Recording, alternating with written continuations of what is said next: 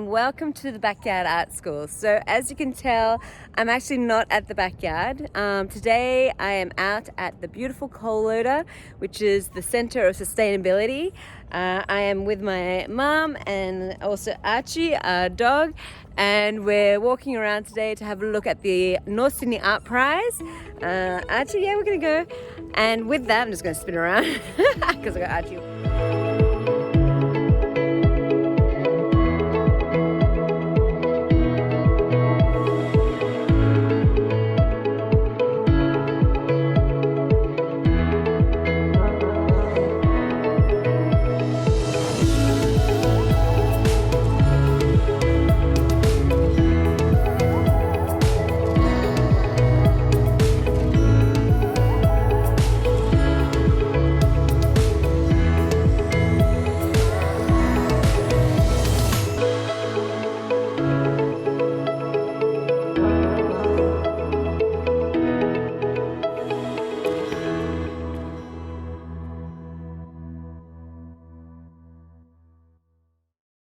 So I'm just going to read through and reflect on the artworks that I saw today. I always love going to visit this place. It is such a beautiful space for artists to exhibit in the dark tunnels of the coal loader area, as well as above ground with the beautiful shoreline that looks out to Sydney Harbour. It's just such a stunning place to have an exhibition, and most of these artists are installation artists, so a lot of the works they don't actually sell. It's purely from them creating artwork that is site specific for that area.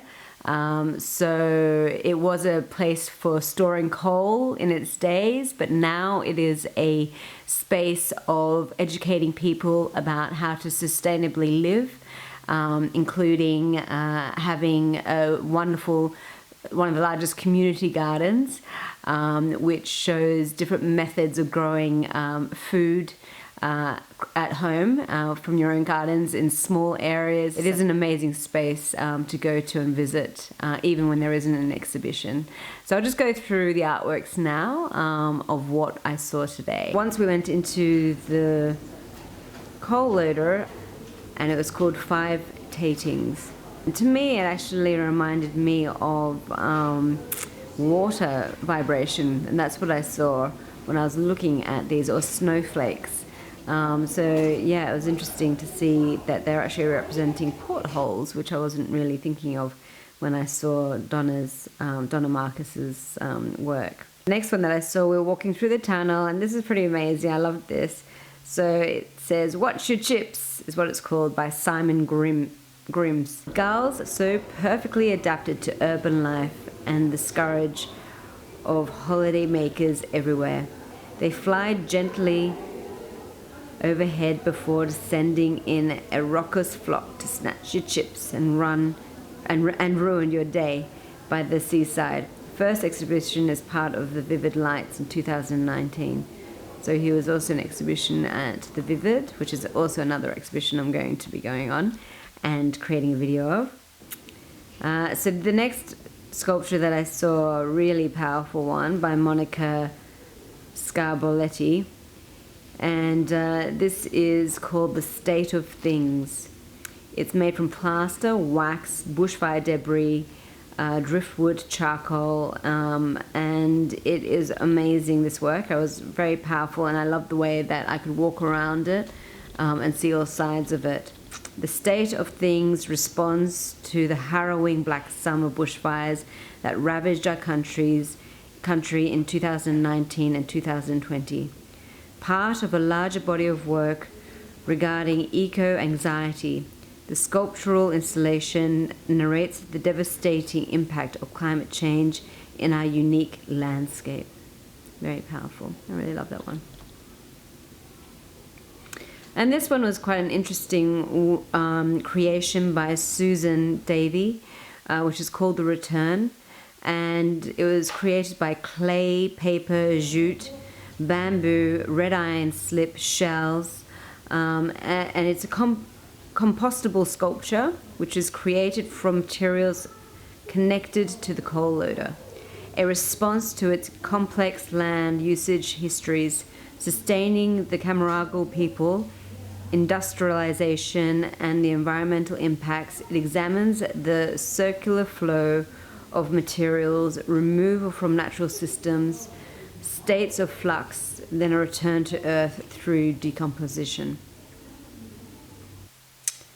And then I was walking, the beauty of the coal loader is a lot of the works have been created using light, and also really being part of the environment, and with that light you got beautiful shadows that can be cast.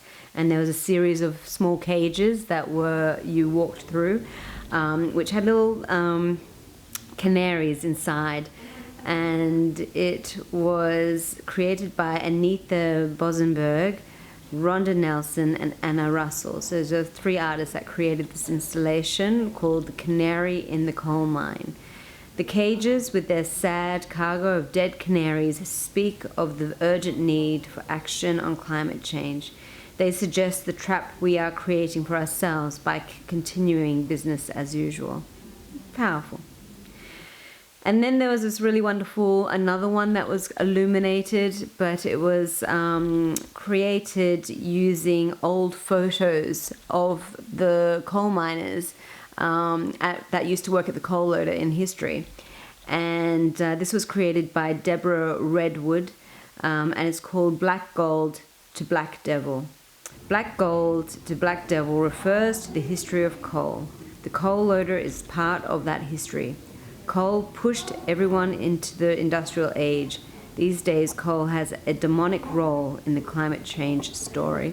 So over and over again, with a lot of the artworks that have been created, they are definitely reflecting a lot on the environmental impact of using fossil fuels.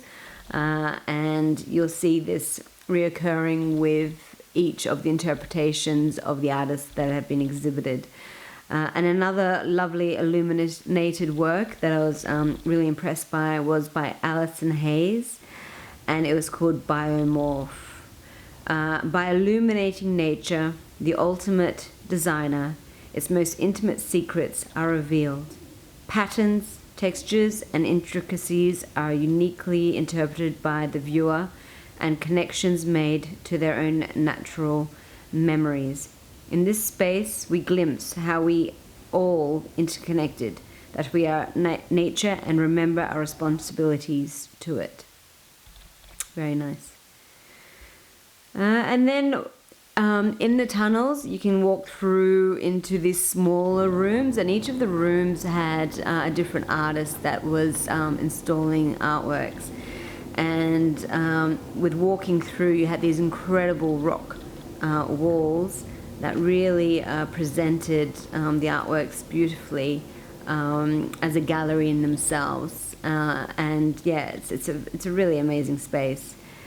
And Jane Theo is artwork Souls, which is made from horsehair, copper, and bronze. And I actually spoke to her at the exhibition. She was there minding the gallery. So each of the artists, when they are on exhibition at the North Sydney Art Prize, each artist has to take turn to volunteer to look after the exhibition. So it's an amazing show. I think it was running for quite a few weeks, and each of those weeks the artist needs to be there to help with minding the show whilst visitors go in to see it. And then her work is possible creatures clothed in a tactile textile of woven hair, a product of skin, were created to be touched as an antidote to ocular-centric lives, lived increasingly online. It's easier to appreciate the value of what is around us, nature and man-made, if we engaged in life with all our senses. And then there was a really amazing, and then there was an artwork that I actually saw, I think a body of the work at the Art Gallery of New South Wales. and it was called Rituals, based on foods. I think that one of his works was part of a group exhibition which was talking about how we eat and dining. So it looked like a display of these ceramic food items. Jayanto 10, ritual gathering, potluck party. The coal loader is an exchange zone between us. This installation offers a space for ritual, meditation, and a time through contemporary art practice. With an emphasis on color, ritual gathering is an expression of identity and pride, a celebration of liberation and creative freedom in our multicultural Australia. And then walking through the tunnels,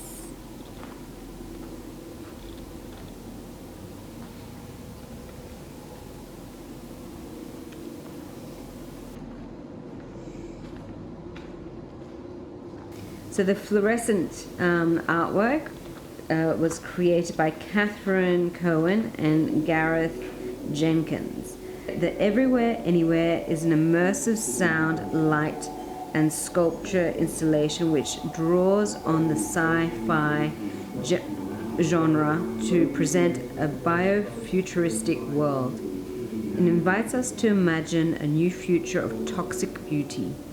Here, fluorescent sculptures, assemblages of organic and synthetic materials act as a proposition for hybridized future life. There was another futuristic installation which I quite enjoyed that was created by Sandra Pitkin, and it says Identity Imprints. And these were stainless steel, powder-coated aluminium, wood LED lights, and repurposed porcelain figures. This work is inspired by the individual's responsibility for our ecology. This led me to examine how the individual is defined. If we determine and separate our identity through technology, do we lessen our bond to each other and to the whole? The finger pauses above the circuit board. Imperfect figures await the effect of individual choice. Nice. And the next artwork is also a reflection on the real issue that we have with plastic in our waterways. And this work is created by Jane Gillings and Lucy Barker, and it's called Polyglut. Each epoch must address its failures by owning them and finding creative solutions to the problems it creates. The artists have used ocean-worn polystyrene found in rocks around Sydney Harbour to create an installation that presents the problem back to the audience that has contributed to it. So it was an amazing day. I hope you enjoyed that.